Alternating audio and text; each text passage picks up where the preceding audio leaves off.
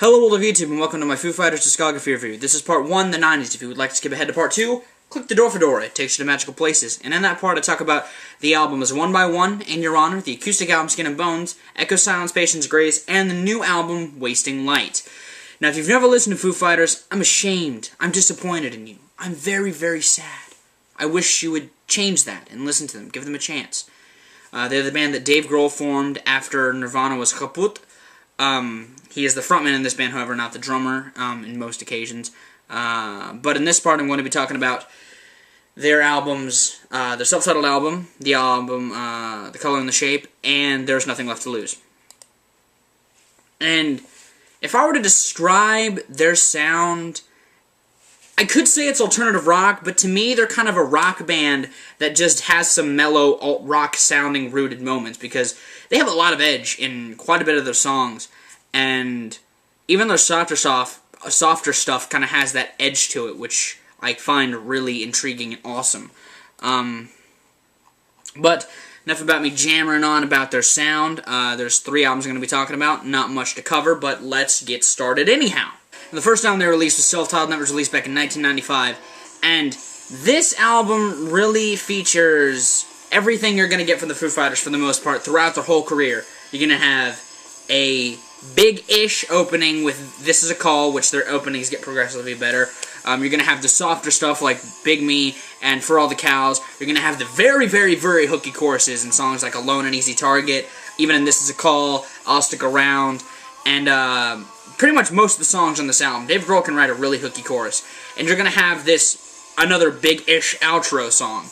And you're going to have the songs that are laced with edge, like Watershed, and kind of Weenie Beanie, and Good Grief, kind of have all of those, kind of have that edgier element to it. And I love this album. I think it's fantastic, and the fact that it was recorded as a one-piece, Dave Grohl recorded the music for this album, is astounding, although it shows in a few places. Specifically, the biggest gripe I have with this album is the song Exhausted, the closing track.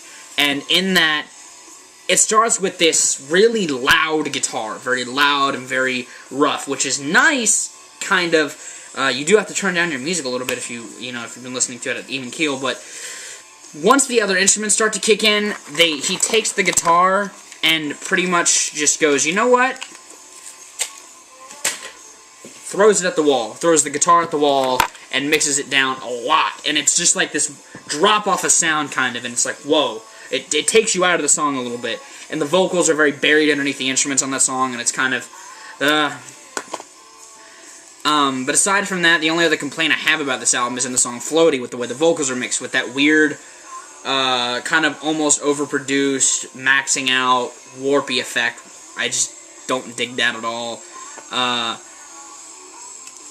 Another thing about the song Exhausted is that there's this long, droned note, which is cool and nice for about 25 seconds, but it keeps going on and on and on, and, I mean, it kind of gets annoying, but other than that, you have a lot of great stuff. I love each aspect of it. Like, I love the fact that Big Me is just a chorus. Like, it's just a chorus that repeats. But it doesn't bother me. Even though it goes on for 2 minutes, it doesn't drag on. It doesn't feel like it goes on for too long.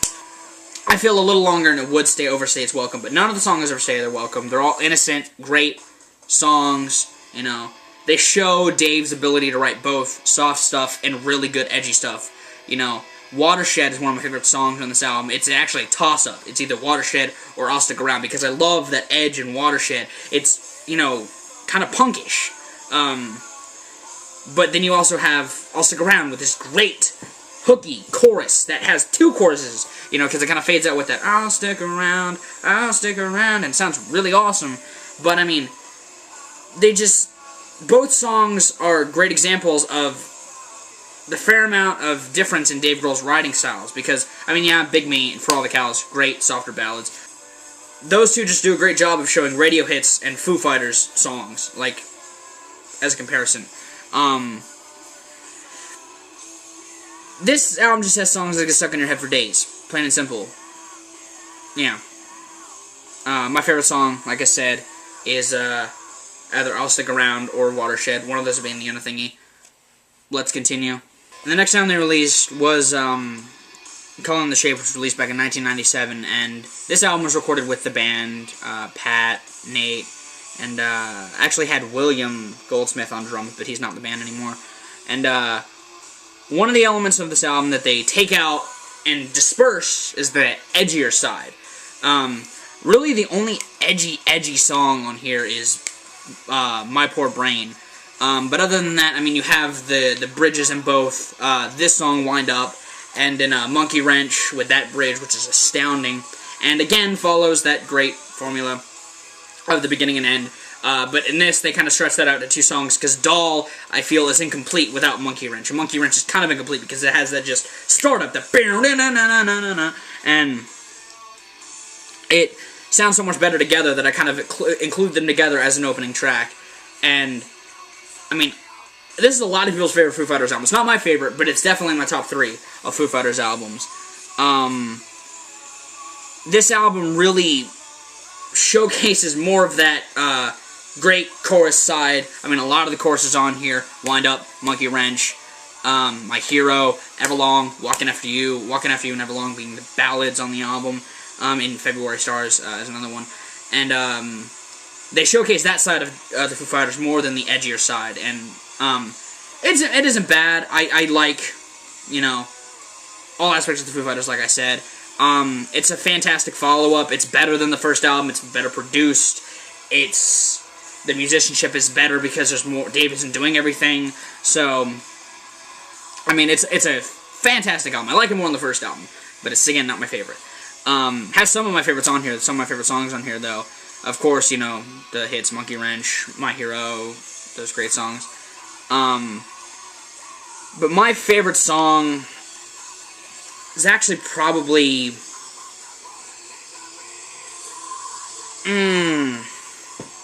Monkey Wrench. It was either that or Wind Up. I love Monkey Wrench so much. But this album really...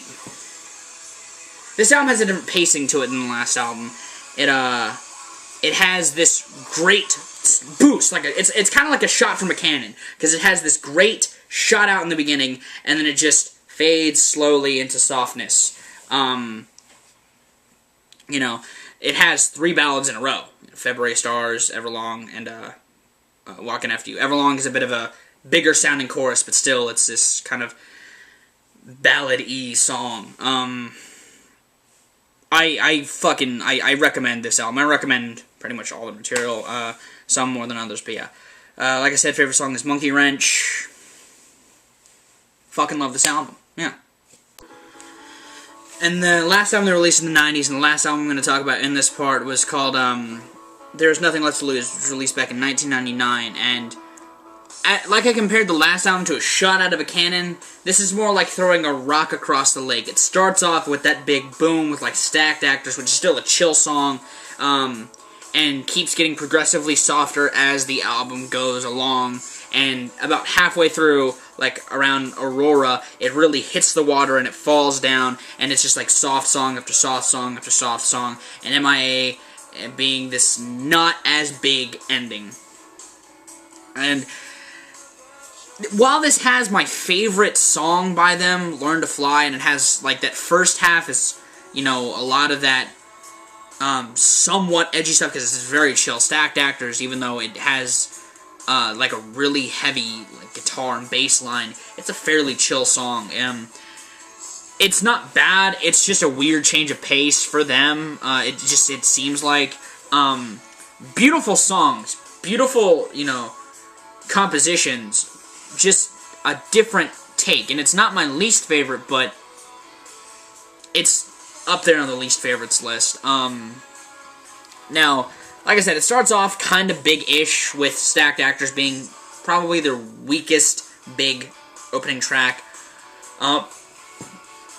They kind of follow, it kind of feels like they're flowing on the same groove throughout pretty much the whole album. Like, it feels like just this seamless thought into a song, or into an album. And while I don't hate that, like I said, it's a weird vibe on the album. The playing is very crisp. Some very great drum work by Taylor Hawkins, which I believe this is his first album, Taylor just comes kicking out of the gate. I love Taylor's drums. He's one of my favorite drummers of all time.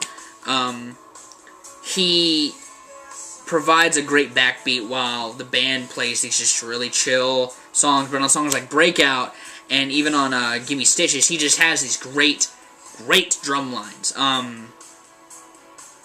Breakout being really the edgiest song with that end when he's just screaming "break out," you know, or "you make me break out," and it's kind of like, it feels like an offcut from The Color and the Shape because it really stands out on this album.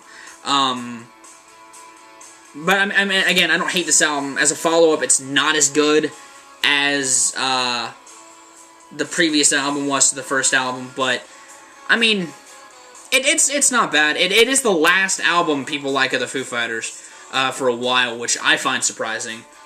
But I'll talk about that in a little bit. My favorite song is Learn to Fly. This has been part 1 of my Foo Fighters discography review. Again, if you'd like to see part 2, click the door for Dora. Takes you to magical places. And you guys have good days, life situations. I will definitely see you another day.